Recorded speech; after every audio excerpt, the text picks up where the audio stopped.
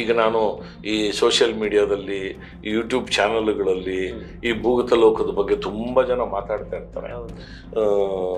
ಅದರೊಳಗೆ ಯಾರೋ ಹೇಳಿದ್ದನ್ನು ಕೇಳಿ ಮಾತಾಡ್ತಾರೆ. ನಾವು ಅಲ್ಲಿದ್ದು ನೋಡಿ ಮಾಹಿತಿ ಸಂಗ್ರಹಿಸಿ ಏನಿದೆಯೋ ಅದನ್ನೇ ನಾವು ಮಾತಾಡ್ತಿದ್ವಿ.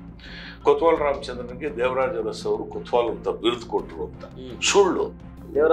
ದೇವರಾಜ ಅರಸ್ ಅವ್ರಿಗೆ ಕೊತ್ವಾಲ್ ರಾಮಚಂದ್ರನ ಅವರ ಅಳಿಯನ್ಗಿತ್ತು. ಆದರೆ ಕೊತ್ವಾಲ್ ರಾಮಚಂದ್ರನಿಗೆ ಸಂಬಂಧನೇ ಇರಲಿಲ್ಲ. ದೇವರಾಜ ಅರಸನು ಕೊತ್ವಾಲ್ ರಾಮಚಂದ್ರನು. ಕೊತ್ವಾಲ್ ರಾಮಚಂದ್ರನ್ ಯಾಕೆ ಕೊತ್ವಾಲ್ ಅಂತ ಹೇಳ್ತಾ ಇದ್ರು ಅಂದ್ರೆ, ನೀವು ಬೇಕರಿ ಸರ್ಕಲ್ ಹತ್ರ ಒಂದು ಕೆಂಪೇಗೌಡ ಟವರ್ ಇದೆ, ಅಲ್ಲಿ ಕೆಂಪೇಗೌಡ ಟವರು. ಆ 80ರ ದಶಕದಲ್ಲಿ ಅದೆಲ್ಲ ಖಾಲಿ ಜಾಗ, 70-80ರ ದಶಕದಲ್ಲಿ ಅದು ಒಂದು ಗುಡ್ಡೆ ಮೇಲ್ಗಡೆ ಕೆಂಪೇಗೌಡ ಟವರ್ ಇದೆ. ಅಲ್ಲಿ ಸಾಯಂಕಾಲದ ಹೊತ್ತೆಲ್ಲ ಈ ಪ್ರೇಮಿಗಳು ಕದ್ದು ಮುಚ್ಚಿ ಓಡಾಡಕ್ಕೆ ಅಲ್ಲೆಲ್ಲ ಬರ್ತಾ ಇದ್ರು.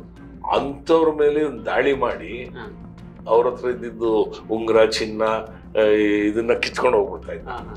ಅಂದ್ರೆ ಒಂದು ಕೋಟೆ ತರ ಇತ್ತಲ್ಲ ಅಲ್ಲಿ, ಅದಕ್ಕೆ ಇವನಿಗೆ ಆ ಹೆಸರು ಕೊಟ್ಟಿದ್ದು.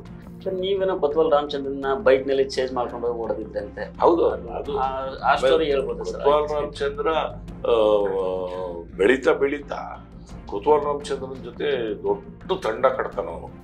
ಈ ಬೆಂಗಳೂರು ನಗರದಲ್ಲಿ ಎಲ್ಲೆಲ್ಲಿ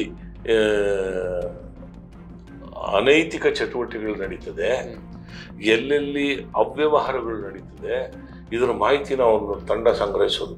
ಏನಂದ್ರೆ ಈ ನೋಡಿ, ಒಂದು ಈ ಲೇವಾದೇವಿಗಾರರು ಬಡ್ಡಿ ಜಾಸ್ತಿ ಕೊಟ್ರೆ ಅಂಥವ್ರನ್ನ ಮಾಡಿ ಎದುರಿಸಿ ದುಡ್ಡು ಕಿತ್ಕೊಳ್ತಾ ಇದ್ದ.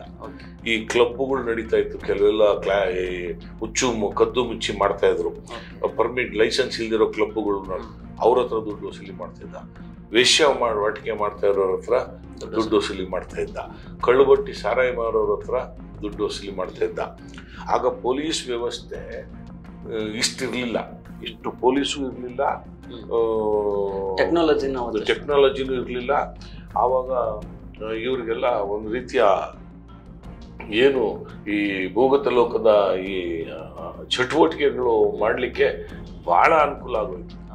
ಈ ಅನುಕೂಲ ಆಗಿರೋದ್ರೊಳಗೆ ಇವ್ರದ್ದು ಜೀವನ ನಡಿಬೇಕಲ್ಲ, ಈ ಹಣ ವಸೂಲಿಗೆಲ್ಲ ಇದು ಶುರು ಮಾಡೋದು. ಈಗ ಎಷ್ಟೋ ಜನ, ಈಗ ನಾನು ಬೆಂಗಳೂರು ನಗರದಲ್ಲಿ ಹುಟ್ಟಿ ಬೆಂಗಳೂರು ನಗರದಲ್ಲಿ ಬೆಳೆದಿರೋದ್ರಿಂದ ಇದೆಲ್ಲ ನನಗೆ ಗೊತ್ತು. ಬೆಂಗಳೂರು ನಗರ ಯಾವ್ಯಾವ ಹಂತದಲ್ಲಿ ಯಾವ್ಯಾವ ರೀತಿಲಿ ಬಂತು ಅನ್ನೋದು ನನಗೆ ಚೆನ್ನಾಗಿ ಗೊತ್ತಿದೆ. ಈ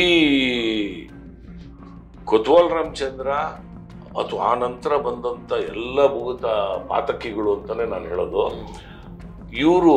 ಅವರು ಜನಗಳು ತಿಳ್ಕೊಂಡಿರೋಷ್ಟು ಭಯಾನಕ ಅಲ್ಲ, ಭಯಂಕರ ಅಲ್ಲ.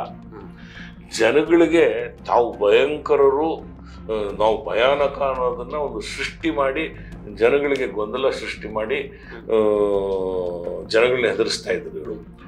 ಅವ್ರ ಮೇಲೆ ಬಿದ್ದಾಗ ನಮಗೆ ಗೊತ್ತಾಯ್ತು, ಪೊಲೀಸರು ಬಿದ್ದಾಗ ತಿಂಗಳಾನ್ಗಟ್ಲೆ ಅವರು ಬೆಂಗಳೂರು ನಗರದಲ್ಲೂ ಕಾಲಿಡ್ತಾ ಇರಲಿಲ್ಲ.